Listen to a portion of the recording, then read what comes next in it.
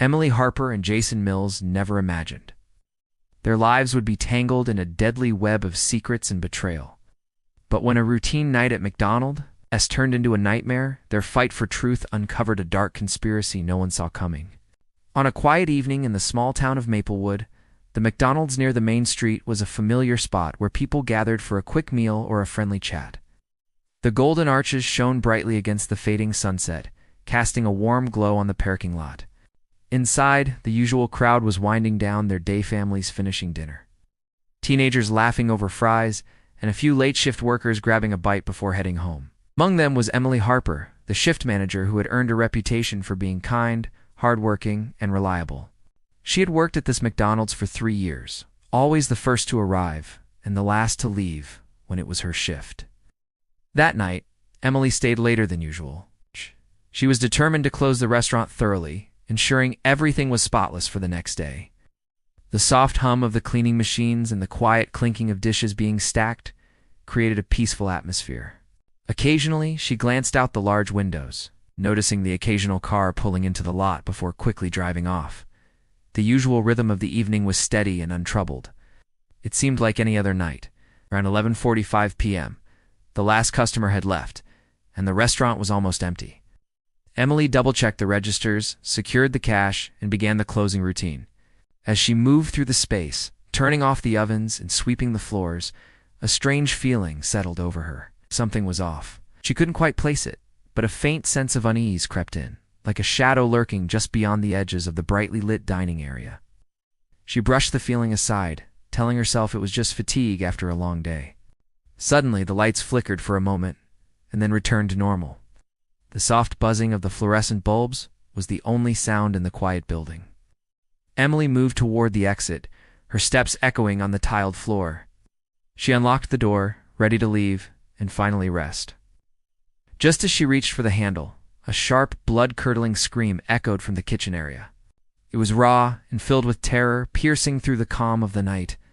Her heart pounded and she froze, the cold grip of fear taking hold. The lights flickered again, then dimmed momentarily, before stabilizing. Emergency calls were made by a passerby who noticed the flashing police lights and ambulance arriving minutes later. When the first officers entered the restaurant, they found Emily Harper lying motionless behind the counter, her body stained with blood. The scene was chilling. What had started as a normal closing shift ended in a nightmare. The patrons who had left earlier that evening struggled to believe the violent tragedy that unfolded in a place they had always considered safe and familiar. News of the murder spread quickly through Maplewood, shaking the town to its core. Emily was not just a McDonald's employee. She was a well-liked member of the community. Neighbors, friends, and co-workers mourned the loss of someone so young and full of life. Questions began swirling in the minds of everyone who would want to hurt Emily, and why. The quiet town was suddenly thrust into the spotlight as the police scrambled to find answers in a case that seemed to have no clear motive and no obvious suspects. The murder at McDonald's was more than just a crime. It was a mystery that would unravel secrets no one saw coming. The investigation into Emily Harper's murder began immediately. But it quickly became clear that this case was anything but straightforward. Police officers arrived at the scene, carefully examining every corner of the McDonald's where the crime had occurred. They interviewed the few employees who had been on duty that night and checked with customers who had been in the restaurant earlier. At first, no one seemed suspicious. Everyone spoke respectfully about Emily and said they had no idea who could have done such a thing. But as detectives dug deeper, strange inconsistencies began to surface. One of the first troubling details was the missing surveillance footage. McDonald's was known for having security cameras that recorded activity inside and outside the restaurant. But the crucial footage from the time of the murder was nowhere to be found. Investigators discovered that the system had been deliberately wiped clean just before the attack, erasing any visual record of what had happened. This indicated that whoever was responsible had planned carefully, wanting to cover their tracks. The question was, who had the knowledge and opportunity to tamper with the cameras? Among the employees, suspicions soon centered on Jason Mills, a part-time worker who had not shown up for his scheduled shift that night. Jason was known to have a difficult personality and had reportedly clashed with Emily on more than one occasion. Some coworkers whispered about arguments they had overheard, disagreements over work hours and money owed. Jason also had a history of minor run-ins with the law, which made him an easy person for detectives to focus on. When police tried to locate him, they found that he had gone into hiding, refusing to answer calls or meet with investigators. Despite the mounting suspicion, Jason's absence raised more questions than answers. When officers eventually found him in a neighboring town, he claimed innocence and said he had left town because he feared being unfairly blamed. He explained that on the night of the murder, he had been at a friend's house and had no involvement in the crime. The friend confirmed his alibi, but without the missing security footage, it was difficult to prove either way. Jason's story complicated the investigation. Police were left unsure if he was the true culprit or just a convenient scapegoat.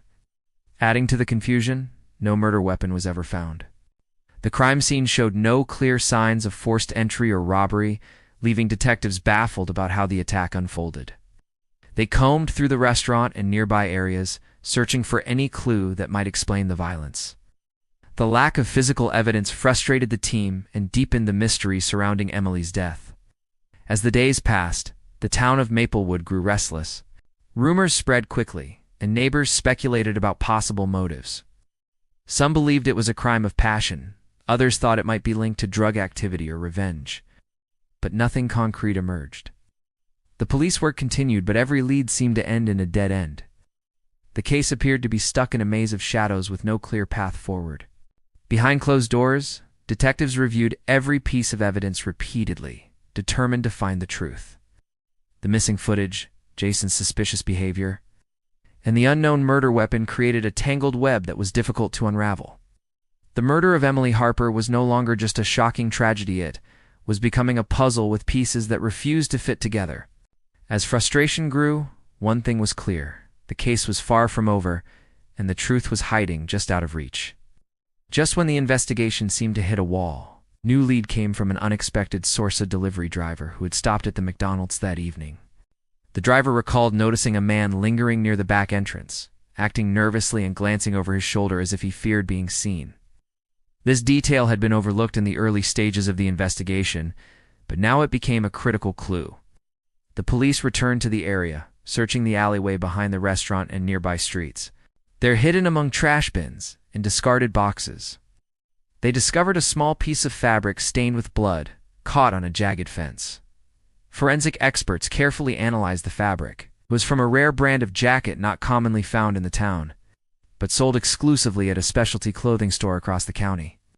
This discovery narrowed down the list of suspects considerably. The investigators followed the trail to Robert Lane, a man with a long criminal record involving petty theft, vandalism, and a history of violence. Robert was known to live on the outskirts of Maplewood and had a reputation for trouble. When police arrived at Robert's home, they found signs of recent activity: muddy footprints matching the fabric's fibers led into his house. However, Robert denied any involvement in Emily Harper's murder. He claimed that he had been at a local bar during the time of the crime, a story supported by several patrons who remembered seeing him there.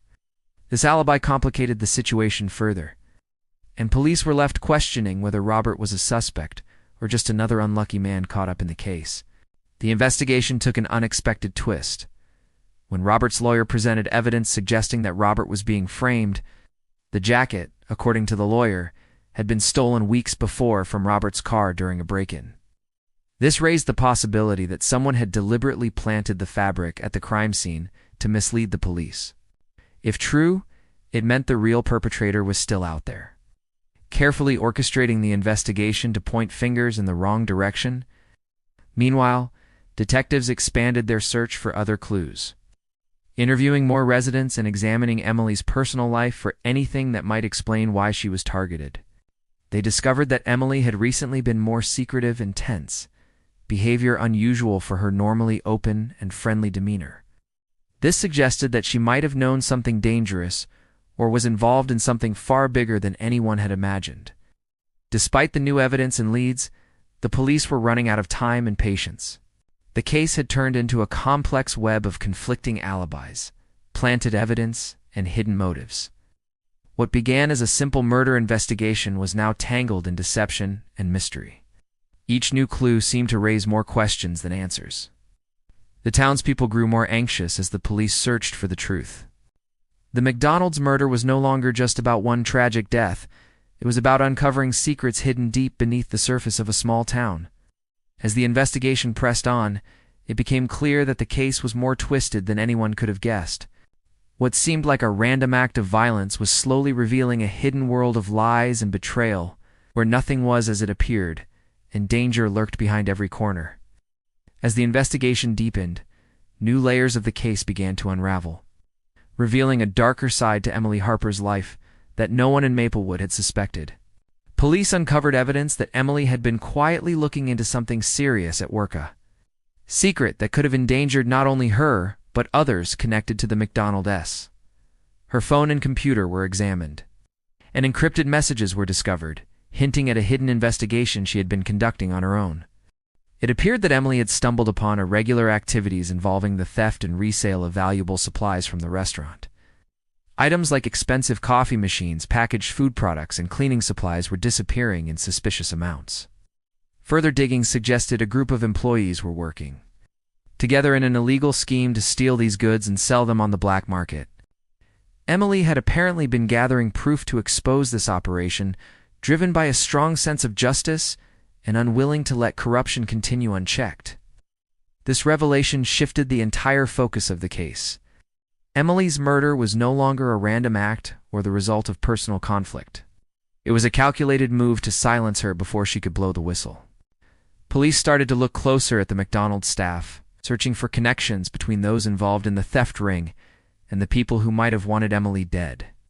The assistant manager, a figure who had seemed trustworthy before, emerged as a key suspect. He had access to financial records and was known to have tensions with Emily over her efforts to keep the restaurant running honestly. Encrypted conversations on Emily's phone pointed to secret meetings and coded messages exchanged between several employees, suggesting a carefully coordinated plan to hide their illegal activities. The more police uncovered, the clearer it became that the conspiracy went beyond a handful of workers. It was a well-organized network operating under the radar. Protected by fear and threats, Emily had been courageous enough to confront them, but it had cost her life. Detectives also learned that some of the employees had powerful contacts outside the restaurant, making it difficult for the authorities to act openly without risking retaliation. This forced the investigation to proceed cautiously, using undercover operations and surveillance to gather irrefutable evidence without tipping off the suspects. The town that had once been peaceful was now caught in the middle of a dangerous game where loyalty was scarce and betrayal was common. As the truth came to light, many people in Maplewood were shocked. Those who had known Emily spoke of her bravery and determination, while others wondered how such a criminal network had operated unnoticed for so long. The case had revealed secrets hidden behind the bright lights of a familiar place, showing that danger could lurk in even the most ordinary settings.